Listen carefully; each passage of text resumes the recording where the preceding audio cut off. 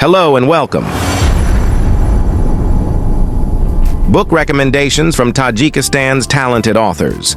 Discover the rich legacy of Sadriddin Ayni, the trailblazer behind Tajik Soviet literature.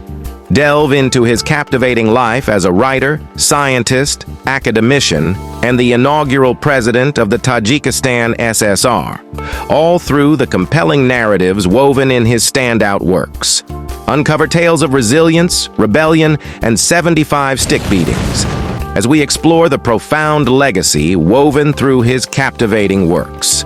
Now let's explore some of his standout works.